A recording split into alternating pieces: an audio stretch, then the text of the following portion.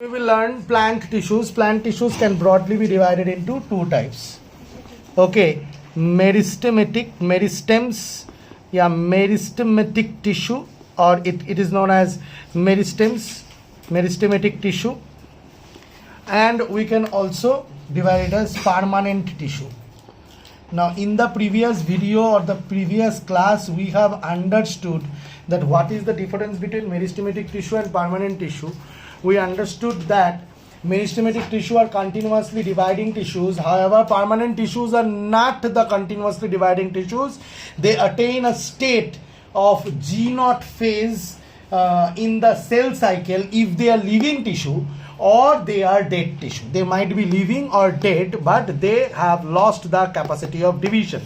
However, meristematic tissues have always the capacity of division or continuously dividing tissues. It is the property of only plants to contain such type of cells or tissues which continuously divide all throughout their life until and unless they are dead. Okay, is this clear to you? These meristematic tissues are actually, suppose this is a meristematic tissue. From this, it will actually attain a phase known as G1, growth 1 phase, and then from growth 1 phase, it will go into a S phase or synthesis phase, then it will go a G2 phase, and these three phases are together known as interphase. These three phases are together known as interphase. This happens in every cell's life. This is known as cell cycle. Now, the fact is this, that they go into the G2 phase. From the G2 phase, they go into the M or multiplication phase. This is prophase, metaphase, anaphase, telophase. When you learn cell division is of two types, mitosis and meiosis. However, you will learn that, but I don't want to go into that details, and hence it will divide and become 2 at the end of the multiplication. From 1, it will become 2 at the end of multiplication. Again, these two cells will go into the G1 phase, growth, little bit growth, then synthesis, then growth, and then again go into the multiplication or M phase. Now, the fact is this, that there is a phase known as the G0 phase which comes out of the G1 phase. Now, this phase is a non-dividing phase.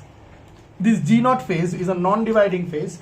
It is not a G1 phase. It does not go into the S phase, does not go into the G phase, does not go into the multiplication phase again. It has lost the capacity of multiplication. In humans, neurons or nerves go into the G0 phase, remain living but never divide. That is the reason I say to the students that they don't smoke.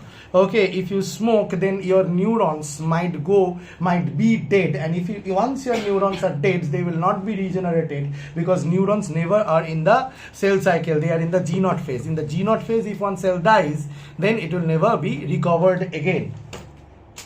Okay, when I'm saying smoke, why are you looking at me? Huh?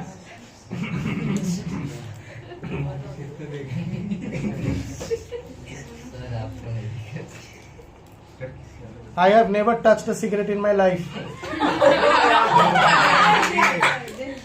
अभी तो पूरा class धुआं से भरा है। Class में पिया मैंने, एक झपट दूंगा, वीडियो में आ जाएगा। कब जब कोई नहीं था तब मैंने पिया बैठ के, और वो सिगरेट नहीं था, चॉकलेट था। फालतू बातें मत क्या कर क्लास में।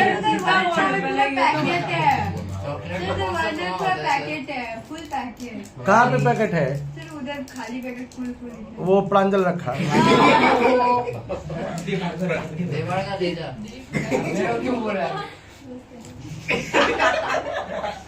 अच्छा, एनीवे, जस्ट यूथ को एक, हाँ, तो ये बातें, ये सारी बातें मैंने लास्ट क्लास में भी बताए थे। हाँ, ऐसे ड्राइंग करके नहीं बताया था, डायरेक्ट फेस का वीडियो बनाया था, लास्ट क्लास में भी बताया था। राइट और wrong? Meristematic tissue continuous cell cycle follow करता है, राइट और रॉन्ग? क्योंकि उसमें कंटिन्यूअस डिवीजन है, तो इसका मतलब उसमें कंटिन्यूअस सिंथेसिस ऑफ मटेरियल्स होने लगेगा, डीएनए, आरएनए, प्रोटीन्स, ये वो। इसीलिए उसके साइटोप्लाज्म में ग्रैन्यूल्स भी ज्यादा मिलते हैं। फूड मटेरियल रिजर्व करके नहीं रखता है, फूड मटेरियल्स कंटिन्यूअसली यूज कर लेता है। क्यों? क्योंकि ये सेल साइकिल करने में उसको फूड मटेरियल यूटिलाइज करके एनर्जी बनाना होता है। मेरिस्टेमेटिक टिश्यू के सारे प्रॉपर्टीज हम लोग लास्ट क्लास में सीख चुके हैं। जैसे कि अगर वो कंटिन्यूअसली डिवाइडिंग सेल है तो उसका सेल वॉल थिन होना चाहिए। फिर दे हैव ग्रैनुलर साइटोप्लाज्म में ग्रैन्यूल्स होना चाहिए। फिर the nucleus must be prominent. हाँ, डिवीजन करने के लिए अगर ये मेरिस्टेमेटिक सेल्स है तो उसका न्यूक्लियस प्रोमिनेंट होना पड़ेगा। Yes, that is true, and they are capable of dividing indefinitely. Again, in meristematic tissue only it is said that they sometimes go into the G0 phase or they sometimes attain, इसको हम लोग कहते हैं cell differentiation. इसको हम लोग कहते हैं यहाँ पे सेल डिफरेंशिएशन का मतलब मैंने शायद लास्ट डे भी समझाया था कि अलग अलग एक ग्रुप ऑफ सेल्स, अगर एक ग्रुप ऑफ सेल्स में अलग अलग कुछ पार्ट, एक ग्रुप ऑफ सेल्स में सोचो 1 मिलियन सेल्स है, उसमें कुछ सेल्स एक अलग फंक्शन में के लिए अलग स्ट्रक्चर पकड़ ले, कुछ सेल्स अलग फंक्शन के लिए अलग स्ट्रक्चर पकड़ ले, तो अलग अलग ऐसे फंक्शनली डिवाइड हो जाना, एक ग्रुप ऑफ सेल्स में कुछ सेल्स अलग अलग फंक्शन में डिवाइड हो जाना, उसको सेल डिफरेंशिएशन कहते हैं। इस चीज को भी सेल डिफरेंशिएशन कहते हैं। अगर G0 फेज में चला जाए तो इस चीज को भी हम लोग क्या कहते हैं, सेल डिफरेंशिएशन कहते हैं। It is also known as cell differentiation. तो मेरिस्टेमेटिक टिश्यू में ये प्रॉपर्टी भी है कि हम कभी कभी वो डिफरेंशिएट करके परमानेंट टिश्यू यानी पैरेन्काइमा बनता है। क्या बनता है, पैरेन्काइमा। पैरेन्काइमा एक type of living permanent tissue है। मैंने बोला था परमानेंट टिश्यू में डेड परमानेंट टिश्यू भी होता है, लिविंग परमानेंट टिश्यू भी होता है। पैरेन्काइमा एक type of living permanent tissue है। Is this clear to you? समझ में आया? अब बात यह है कि they don't store food material and they are present where? They are present in the epices। एकदम प्लांट के माथी में रहता है या रूट के एकदम टिप में रहता है या लैटरल मेरिस्टेम, ऐसे जो स्टेम है, स्टेम का जो विथ बढ़ता है तो लैटरली मेरिस्टेमेटिक टिश्यू डिवाइड करता है। हाँ, क्या तुम लोगों को ये पता है, मैं और एक इंटरेस्टिंग इन्फॉर्मेशन तुम लोगों को देना चाहता हूँ। तुम लोगों को ये पता है कि मेरिस्टेमेटिक टिश्यू ही G0 फेज में जाता है और पैरेन्काइमा यानी परमानेंट टिश्यू बन जाता है, लिविंग परमानेंट टिश्यू। कभी कभी पैरेन्काइमा टिश्यू, ऐसा जरूरी है कि कभी कभी पैरेन्काइमा टिश्यू वापस आए, मेरिस्टेमेटिक बने और सेल डिवीजन चालू करे।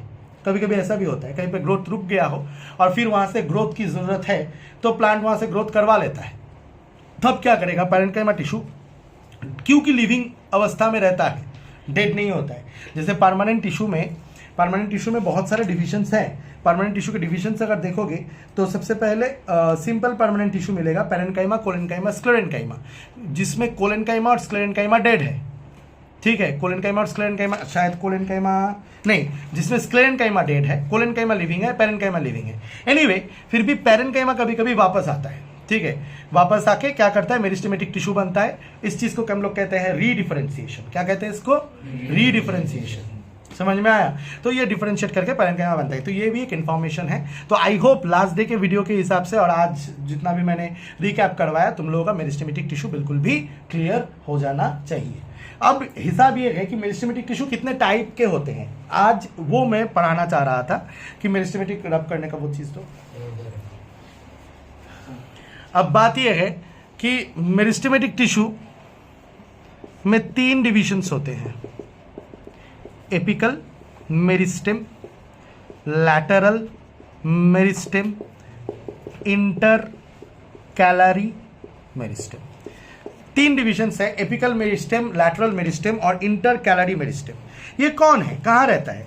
नाम सुन के लग रहा है कि एपिकल मेरिस्टेम कहाँ रहा होगा। Apical meristem is found in the एपिसेस, is found in the epices। sir, epices मतलब tip of the plant। okay, epices of stem, root and their branches। epices of stem, root and their branches मतलब tip of plants, tip जहां भी तो ये apical meristematic है। लेकिन यहां पे एक मजेदार की चीज बताता हूं कि सोच, ये एक ब्रांच का टिप है, यहां पे मेरिस्टेमेटिक टिश्यू है। अच्छा, परमानेंट टिश्यू में 2 डिवीजन होते हैं, ये भी सीख ले। सिंपल परमानेंट, अच्छा ये मैं मिटाता हूं पहले, परमानेंट टिश्यू का डिवीजन सीख ले तो सिखाने में मुझे मजा आएगा। Simple permanent tissue, complex permanent tissue. ठीक है, क्या क्या है? Simple permanent tissue and complex permanent tissue. ठीक है, अच्छा अब बात यह है कि सिंपल परमानेंट टिश्यू में बेसिकली पैरेन्काइमा, कोलेन्काइमा और स्क्लेरेन्काइमा होता है। क्या होता है? Parenchyma, collenchyma, sclerenchyma. Complex permanent tissue में होता है जाइलम, जाइलम एंड फ्लोएम। ठीक है, अब बात यह है कभी कभी क्या होता है कि ये जो टिप है, यहाँ पे टिप में एपिकल मेरिस्टेमेटिक टिश्यू है।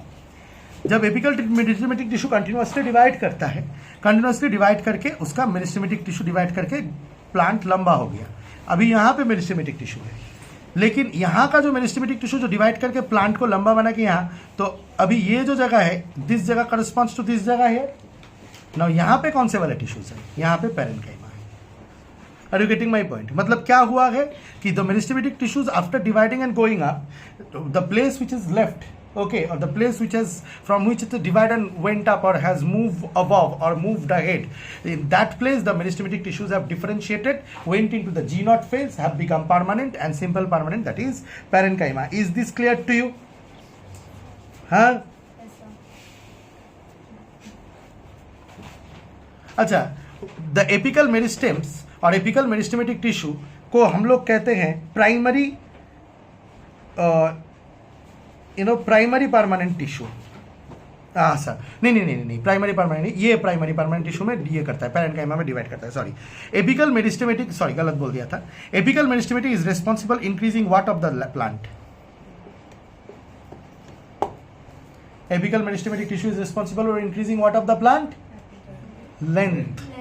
Length of the plant, height of the plant, right? Now lateral meristematic tissue. Lateral meristem occurs on the sides and is responsible increase in diameter of the plants, roots and stem. That is girth. ये एक root है, ये एक root है या stem है या कुछ भी है, तो उसका मोटापा इंक्रीज करता है, ऐसे लैटरली प्रेजेंट रहता है, ऐसे लैटरली प्रेजेंट रहता है। So it is responsible for increasing what? Girth, यानी मोटापा, विथ, राइट और रॉन्ग? Is this clear? और for growth of thickness. Is this clear to you? हाँ, अच्छा, तुम लोगों को पता है ये जो प्लांट का जो मैंने वो प्राइमरी परमानेंट बोल दिया था ना गलती से, अभी भी नहीं, वो तो गलत है। मैं बोलना चाह रहा था कि ये जो हाइट का इंक्रीज है जो एपिकल मेरिस्टेम की वजह से होता है, उसको हम लोग कहते हैं प्राइमरी ग्रोथ। क्या कहते हैं उसको? Primary growth. और ये जो गर्थ का इंक्रीज है जो मोटापा बढ़ने के लिए होता है, इसको हम लोग कहते हैं सेकेंडरी ग्रोथ। क्या कहते हैं? Secondary growth. सो दो चीज सीखो, प्राइमरी ग्रोथ और सेकेंडरी ग्रोथ। तो एपिकल मेरिस्टेम की वजह से लेंथ बढ़ता है, उसको हम लोग कहते हैं प्राइमरी ग्रोथ। लैटरल मेरिस्टेम की वजह से गर्थ बढ़ता है, उसको हम लोग क्या कहते हैं? Secondary growth. आया समझ में? हाँ, ठीक है। Is this clear to you? Okay, now there is intercalary meristem. Now what is this intercalary meristem? This is the part of the apical meristem which gets separated from the apex due to the development of permanent tissue in between development of permanent tissue. Intercalary meristem helps in elongation of the organs and is present in mostly in the base of the nodes, internodes and leaves. अच्छा, intercalary meristem रहता कहाँ है? इसका नाम intercalary क्यों है? ये वो पार्ट है मेरिस्टेमेटिक टिश्यू का जो मेरिस्टेम से अलग हो चुका है, which gets separated from the apex due to development of permanent tissue in between. सोच कि ये एक ब्रांच है, यहाँ पे एक लीफ है, यहाँ पे एक लीफ है, ठीक है?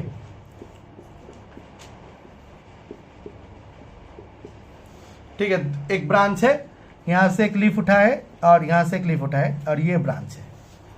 अब यहाँ से एपिकल मेरिस्टेम ऐसे इस पेडिसेल या क्या बोलते हैं इसको, स्टॉक, पेडिसल नहीं, स्टॉक, पत्ता जिससे लगा हुआ होता है उसको स्टॉक कहा जाता है। क्या कहा जाता है? Stock, STLK। और फूल जिसमें लगा हुआ होता है उसको पेडिसल कहते हैं। क्या कहते हैं? पेडिसल। कभी कभी सोचता हूँ कितना कम बायोलॉजी जानता हूँ मैं।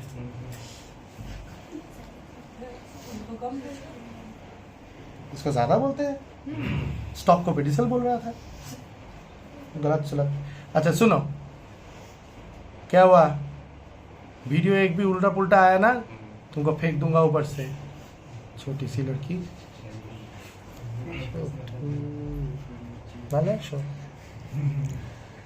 तो सोचिए स्टॉक है, तो ये दोनों स्टॉक के बीच में ये जो ब्रांच है बीच में, यहाँ पे जो है, यहाँ पे मेरिस्टेमेटिक टिश्यू स्टॉक को बड़ा कर रहा था। लेकिन जब मेरिस्टेमेटिक टिश्यू यहाँ तक बड़ा करके ऊपर की तरफ उठ गया, यहाँ पे पीछे परमानेंट टिश्यू छोड़ गया। Are you getting my point? लेकिन उसके नीचे ये जो नोड है, यहाँ पे फिर भी मेरिस्टेम्स बैठा हुआ रहता है। Are you getting my point? तो the meristems which get separated from the apical meristem due to the development of permanent tissue in between them. जैसे कि सोचिए है, यहाँ पे मेरिस्टेमेटिक है और यहाँ पे परमानेंट टिश्यू डेवलप हो चुका है और यहाँ पे मेरिस्टेमेटिक टिश्यू है। क्यों है? एपिकल मेरिस्टेम को ग्रो कराने के लिए नहीं, स्टॉक वॉक बनाने के लिए। Are you getting my point? ताकि वहां से पत्ता उग सके। तो ऐसे वाले meristematic tissues which is get separated from the apical meristematic tissue due to the development of permanent tissue and are present in the nodes are known as intercalary meristem. Understood? Are known as what kind of meristem? Intercalary. They are present in nodes, in the internodes. This is known as the internode. ठीक है, कुछ दिन बाद देखेगा कि ये पत्ता अपने जगह है, ये पत्ता अपने जगह है, लेकिन थोड़ा दूर चला गया है। देखता है ना प्लांट में, ऐसा होता है कि नहीं होता है? This is the development of intercalary meristem. Is this clear to you? Is this understood? Am I being able to make myself absolutely clear? Is there any doubt, any problem? Sure. So we have completed understanding meristematic tissue and its types and the function of various types and where they are present. Characteristics of meristematic tissue is also learned by us. Yes or no? Close the video.